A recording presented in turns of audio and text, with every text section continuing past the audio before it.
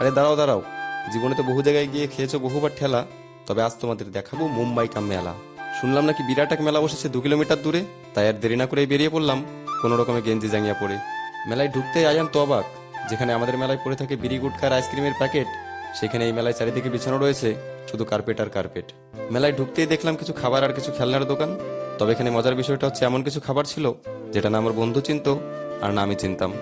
আরেকটু এগোতেই দেখলাম, ও ভাই, এখানে তো ইচ্ছা বড় এক মেলা, যেখানে ছিল চরকি, নৌকা, অটো, টয় ট্রেন ও বাচ্চাদের বিভিন্ন নাগরদোলা। আর অটোগুলো দেখতে তো অ্যামেজিং লাগছে, যেটা দেখে মনে হচ্ছে চরকি নয়, বরং রাস্তায় চলা সেই সত্যিকারের অটো এনে বসানো হয়েছে। আর শুধু চরকি নৌকাতে শেষ নয়, আর একটু ঘুরতেই দেখলাম, ও ভাই, এটা তো হন্টেড হাউস। ঢুকতে মন চাইছিল কিন্তু ঢুকলাম না। এর মানে এটা নয় যে আমি ভূতের ভয় পাই, আসল কারণটা হচ্ছে পকেটে পয়সা ছিল না তাই। আর একটু ঘুরতেই দেখলাম চলছে ফাটাফাটি ড্যান্স, ফিরতে দেখা যাচ্ছিল, তাই আর ছাড়লাম না চান্স। দাঁড়িয়ে দাঁড়িয়ে দেখে নিলাম একটু ফাটাফাটি ড্যান্স, এরপর বললাম অনেক হয়েছে, এবার বাস। এরপর আস্তে আস্তে বেরিয়ে যেতে লাগলাম বাইরের দিকে।